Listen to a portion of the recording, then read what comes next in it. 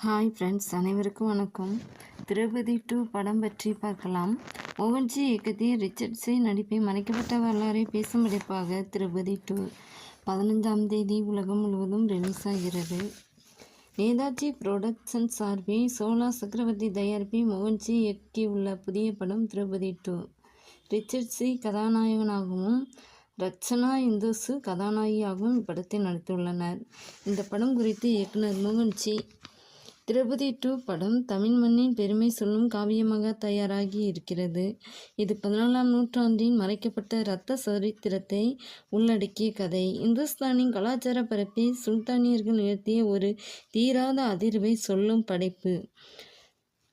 துருக்கர் படையெடுப்பை எதிர்த்து மாவீரர்களின் தியாகமும் வீரமும் கலந்த காவியமும் கூட. திருவண்ணாமலையை தலைநகரமாக கொண்டு நல்லாட்சி புரிந்த கொய்சால பேரரசர் 3ஆம் வள்ளலாரை மையப்படுத்தி இக்கதை நகருகிறது. பேரரசருக்கு விசுவாசமான சிற்றரசராக விளங்கிய சேந்தமங்கலம் காடாவராயின் அசைக்க முடியாத நம்பிக்கையும் வீரமுமே இப்படத்தின் கரு ஆகும். ஒரு மன்னனுக்கும் சிற்றரசருக்கும் இடையிலான அந்த உன்னத விசுவாசமே படத்தின் மூலக்கதையாக அமைந்துள்ளது. சமீபத்தில் திரௌபதி 2 படத்தின் டெய்லரிங் கருப்படை என்ற சொல் பரவலாக கவனிக்கப்பட்டது. இன்றைய சிறப்பு பாதுகாப்பு படை போன்ற உயர்தர பாதுகாப்பு அமைப்புகள் உருவாவதற்கு பல நூற்றாண்டுகளுக்கு முன்பே இந்திய மண்ணில் அரசர்களை காக்க தற்கொலை படைகள் இருந்தன. சோழர்களின் வேளக்கார படையும் பாண்டியர்களின் ஆபத்தவிகள் படையும் அத்தகைய சிறப்பு படைகளே. அந்த வரிசையில் கொய்சால பேரரசரின் மெய்காவலர்கள் படை கருப்படை என்று அழைக்கப்படுகிறது.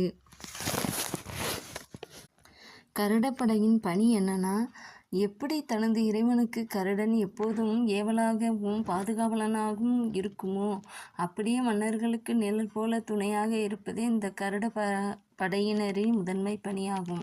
அடுத்து நிழல் மனிதர்கள் அப்படிங்கிற ஒரு விமர்சனம் இருக்குது. அது என்னன்னு பார்த்தா, கருட படையினர் ஒரு வீர சபதத்தை மேற்கொள்வார்கள்.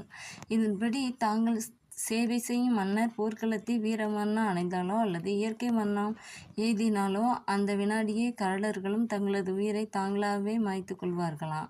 மன்னர் இறந்த பின் வாழும் வாழ்க்கையை அவர்கள் இழிவாக கருதினர். இவர்கள் ஆயுத பயிற்சி ஈடு இணையற்றவர்களாம். மன்னரின் அந்தப்புறம், இரகசிய ஆலோசனை கூடங்கள் என அனைத்து இடங்களிலும் இவர்களுக்கு தடையற்ற அனுமதி உண்டு. மன்னருக்கு ஒரு ஆபத்து வருவதை அவர் உணரும் முன்பே அதை தடுத்து நிறுத்தும் ஆற்றல் கொண்டவர்களாம்.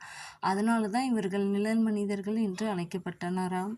கர்நாடகாவில் பல இடங்களில் கருட கற்கள் அல்லது கருட தூண்கள் கருட படையினரின் ஈடு இணையற்ற தியாகத்தை பறைசாற்றி கொண்டு இருக்கின்றன.